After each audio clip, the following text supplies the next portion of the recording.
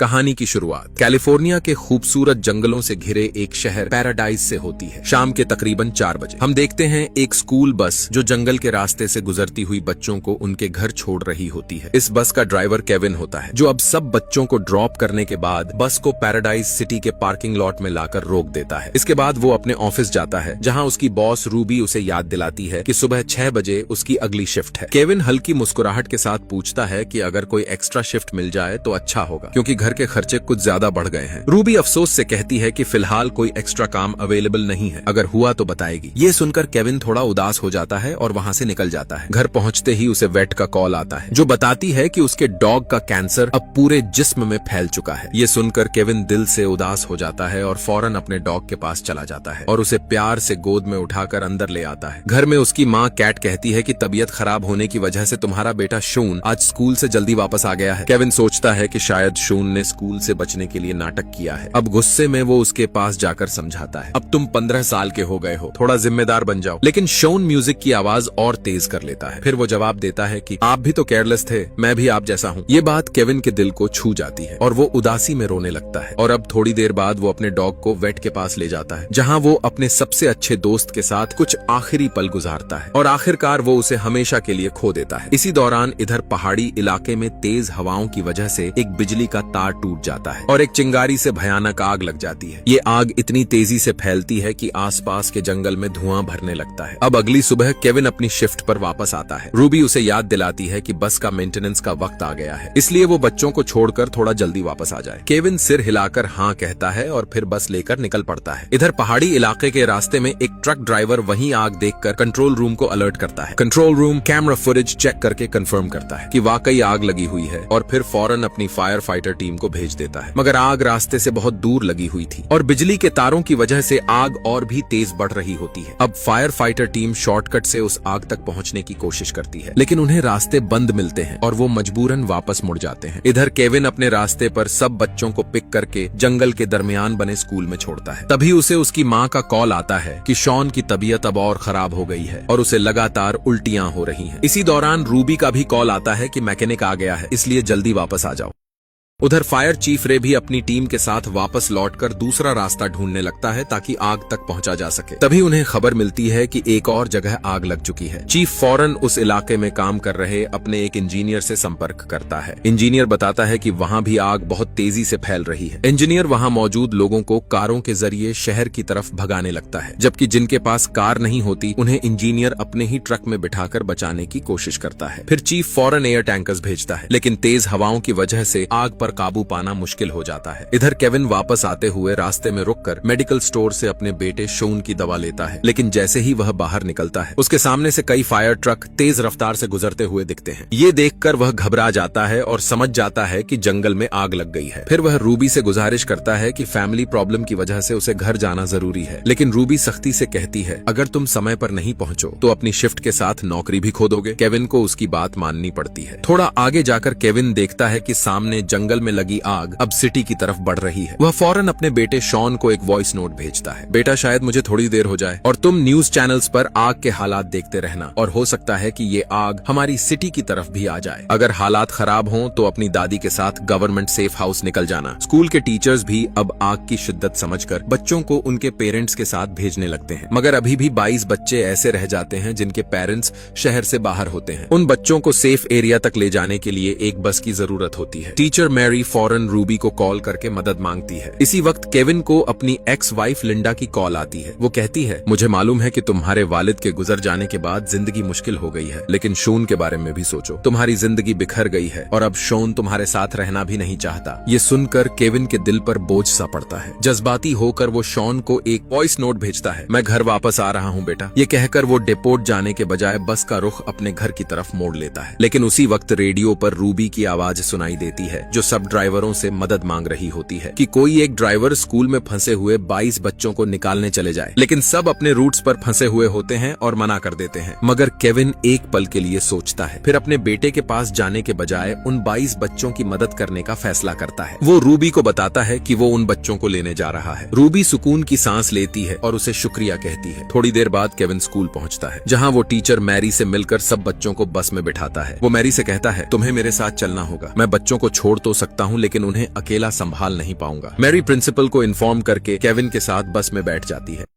लेकिन जब वो निकलते हैं तो मेन रोड पर पूरी तरह ट्रैफिक जाम होती है। ट्रैफिक और आग देखकर केविन अपना रास्ता बदल देता है। ये सब देखने के बाद सब बच्चे घबराकर रोना शुरू कर देते हैं, लेकिन केविन मैरी को तसल्ली देता है कि सब ठीक हो जाएगा। केविन सबको यकीन दिलाता है कि वह सब लोगों को सुरक्षित जगह तक पहुंचा देगा। आगे चलते हुए केविन और मैरी बातें करते हैं। मैरी बताती है कि उसका भी 15 साल का बेटा है जिसे लेने वह खुद जाने वाली थी, लेकिन अब उसकी बहन जा रही है। फिर इसके बाद बच्चों के डर को देखकर मैरी उन्हें तसल्ली देने लगती है और केविन भी अपनी ड्राइविंग पर ध्यान देता है। इसी बीच आग पूरी पैराडाइज सिटी और यहाँ तक के हॉस्पिटल भी इस आग की लपटों में आ जाता है। मजबूरी में रूबी को भी दूसरे लोगों के साथ डिपो से निकलना पड़ता है, क्योंकि आग अब यहाँ भी पहुंच चुकी थी। इसलिए अब केविन से उसका रेडियो कनेक्शन कट जाता है। चीफ रे अपनी टीम के साथ मिलकर यह प्लान बनाता है कि सब लोगों को शहर से बाहर सुरक्षित निकाला जाए। दूसरी तरफ केविन की बस दोबारा फिर से ट्रैफिक में फंस जाती है। उसे ख्याल आता है कि शॉन और उसकी दादी तक इवैक्यूएशन का मैसेज नहीं पहुंचा होगा। वह घबरा जाता है क्योंकि उसने कभी उन्हें रजिस्टर ही नहीं किया था और उसकी माँ को कार चलानी नहीं आती थी। तभी इनके पास का घर आग की लपटों में आ जाता है। मैरी फौरन बच्चों को खिड़कियों से दूर कर देती है। फिर घबराहट में केविन मैरी को जबरदस्ती ड्राइविंग सीट पर बैठा देता है और खुद बाहर जाकर ट्रैफिक क्लियर करने लगता है। रास्ता साफ होने पर मैरी, जिसे ड्राइविंग नहीं आती, मुश्किल से बस थोड़ा आगे बढ़ा लेती है और फिर केविन वापस आकर ड्राइविंग सीट संभाल लेता है। बच्चे खुशी से चिल्लाने लगते हैं क्योंकि उन्हें लगता है कि वो अब सिटी स्कूल पहुंचने वाले हैं, जहां उनके पेरेंट्स इंतजार कर रहे होंगे। मैरी मुस्कुराकर मजाक में कहती है, तुम तो अच्छे ट्रैफिक कॉप बन सकते हो। लेकिन थोड़ी देर बाद जैसे ही वो स्कूल पहुंचते हैं, पूरा स्कूल जला हुआ मिलता है और वहां कोई नहीं होता। अब उनके पास सिर्फ आगे बढ़ने का ही रास्ता बचा होता है। इसी दरमियान अचानक बस में एक लड़की को पैनिक अटैक आ जाता है। मैरी फौरन उसे संभालती है, जबकि केविन मुश्किल रास्ते पर बस संभालने लगता है। अथॉरिटीज के हिसाब से अभी भी 30,000 के आसपास लोग आग में फंसे हुए होते हैं। चीफ पावर कंपनी को कहता है कि बिजली का कनेक्शन तुरंत काट दिया जाए ताकि जली हुई तारों से आग और न बढ़े, मगर मैन्युअली पावर कनेक्शन बंद करने में देर हो जाती है। इधर बस में एक लड़का टोबी रोते हुए कहता है कि शायद वो अपनी माँ को दोबारा कभी नहीं देख पाएगा, लेकिन केविन उसे वादा करता है कि मैं तुम्हें सुरक्षित तुम्हारे घर तक ले जाऊंगा। तभी इसी बीच रास्ते में बिजली के खंभे और तारें नीचे गिरने लगते हैं और केविन मुश्किल से बस को बचाकर आगे बढ़ाता है, लेकिन हालात खराब देखकर उसे बस को एक कच्चे रास्ते से दूसरे हाईवे पर ले जाना पड़ता है। पर वहाँ भी सब कुछ बंद मिलता है। हर तरफ लोग जल रहे होते हैं, लूट मार मची होती है और कुछ हथियारबंद लोग उनकी बस में घुसने की कोशिश करते हैं, लेकिन केविन तेज रफ्तार से बस को एक पतले रास्ते में डालकर निकल जाता है।